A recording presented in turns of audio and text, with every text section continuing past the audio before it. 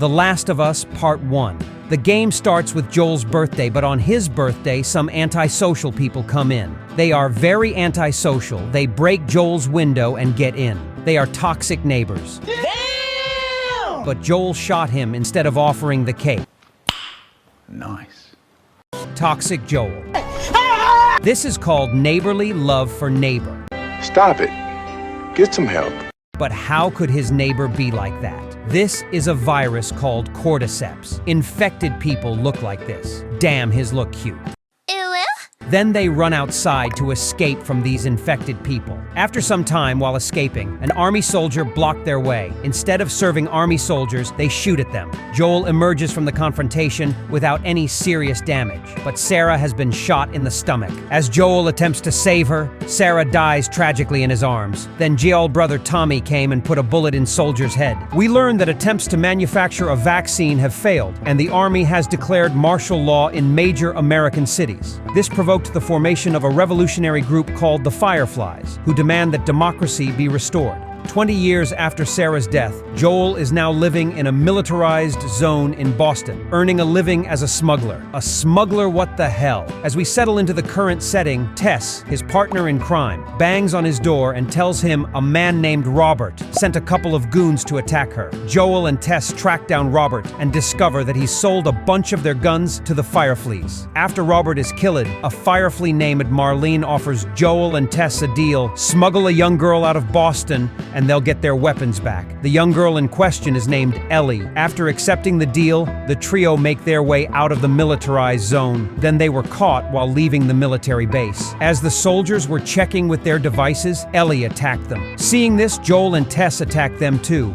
Then Joel checked the device and find that Ellie is infected, but Ellie told them that she's immune. She got infected 3 weeks ago. They then run away from there, encountering various infected people while escaping. When they attempt to meet up with a small band of Fireflies to hand off Ellie, the group discovers that they're all dead. Making it worse, after a battle with the infected, Tess is bitten. Believing in the importance of saving Ellie's life due to her immunity being used to develop a vaccine, Tess heroically sacrifices herself during a Fedra invasion as Joel and Ellie escape. Now left with only each other and no plan in place, Joel figures that their best bet is to find his now estranged brother, Tommy, who is also a former Firefly. This is in the hopes that Tommy can help them find other Fireflies. The problem is that Tommy lives out west and Joel and Ellie are on foot. So Joel decides they should seek out the help of an old friend of his, a grizzled old kook named Bill, who lives alone in the suburbs outside Boston. Although Ellie is eager to be armed and help Joel, the latter is reluctant to trust her. Eventually, they find Bill, whose partner abandoned him and committed suicide. Bill, obviously nihilistic and hiding the pain he feels from being alone, advises Joel against helping Ellie. Nonetheless, owing a debt to him, Bill helps Joel and Ellie get a car. The two then hit the road, driving west in search of Tommy. But on the way, a group of them fight with it and their car gets destroyed. Joel and Ellie come across another duo, two brothers named Henry and his younger brother Sam. Joel is, per usual, reluctant to trust or team up with them, but Ellie bonds with Sam. Joel and Henry hatch a plan for all of them to escape Pittsburgh, which seems successful until we learn Sam is infected. After trying to hide this from the group, he turns into an infected, attacking Ellie. Henry, seeing no alternative, shoots and kills his little brother before turning the gun on himself. A few months later, we find Joel and Ellie outside of Jackson, Wyoming, where Tommy is living with a community of self-sufficient survivors. We discover that Joel and Tommy had a falling out due to their disagreement over the Fireflies. Tommy believed in the cause, but Joel didn't.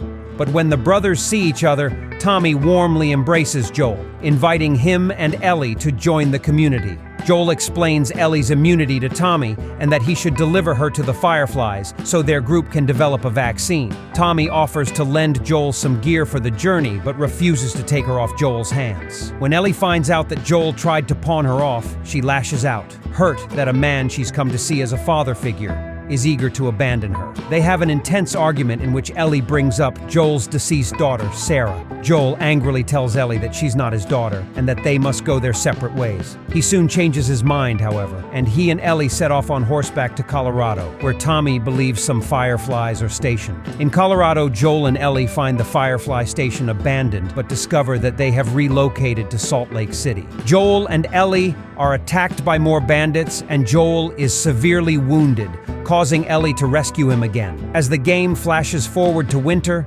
Ellie is shown hunting deer on her own while trying to care for a still unconscious Joel. Ellie soon runs into a man named David who offers her some penicillin in exchange for deer meat. After bonding and fighting off some infected, David reveals that the bandits that attacked Ellie and Joel were his men. Nonetheless, he still gives Ellie the penicillin, which she administers to Joel at their hideout in the mountains. The next day, David's men track Ellie to her hideout and kidnap her. Locked in a prison cell, she realizes that David is the leader of a group of cannibals. David states that he doesn't want to kill Ellie and instead wants her to join his group. She refuses, managing to spring from her cell. Meanwhile, Joel has recovered enough to get up and realizes Ellie is gone. He sets out to find her, torturing some of David's men to reveal her location. After escaping, Ellie has a final confrontation with David inside a burning building, where she kills him with a machete. Traumatized by what she's endured, she's rescued by Joel, who escorts her out of the burning building. In Salt Lake City, Joel and Ellie search for the fireflies and have tender heart-to-heart moments, apologizing for hurting each other in the past.